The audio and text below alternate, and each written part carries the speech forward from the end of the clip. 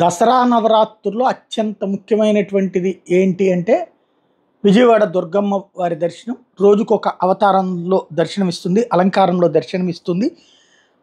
ఈ దఫా అంటే ఒకప్పుడు ఉన్నటువంటి సిస్టమ్స్కి ఇప్పటికి చాలా మార్పు వచ్చేసింది. పబ్లిక్ పెద్ద ఎత్తున వస్తున్నారు. దాదాపు 10-15 లక్షల మంది దర్శనానికి వస్తారని అంచనా వేస్తున్నారు. రోజుకి మొదట్లో అంటే ఫస్ట్ రోజుల్లో 1-2 రోజులు తేడా ఉంటుంది. అంటే 50,000 60,000 వస్తాయి. ఆ తర్వాత లక్షల్లోకి వెళ్ళిపోతారు. లక్ష్మీదేవి అలంకారంలో ఉన్న రోజున, సరస్వతీదేవి అలంకారంలో ఉన్నటువంటి రోజున, కాళికా అమ్మవారి అలంకారంలో ఉన్నటువంటి రోజున దర్శనానికి భారీ ఎత్తున భక్తులు తరలి రావడం అన్నటువంటిది సంప్రదాయంగా వస్తుంది. అలాగే చివరి రోజున భారీగా వస్తారు.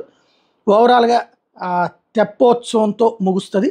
మొత్తం రేపటి నుండి ప్రారంభమవుతున్నటువంటి దానికి ఈ సందర్భంగా లేజర్ షో ఒకటి స్పెషల్గా ఏర్పాటు చేస్తున్నారు. అట్లాగే కృష్ణమ్మ హారతులు కూడా ఏర్పాటు చేస్తున్నారు. మరికొన్ని పరోక్ష సేవలు కూడా ఏర్పాటు చేస్తున్నట్టు ప్రకటించారు. ఈ నెల 12వ తారీఖున తెప్పోత్సవం, ఆ రోజున పూర్ణాహుతితో నవరాత్రులు ముగిసేటందుకు ఏర్పాట్లు చేశారు.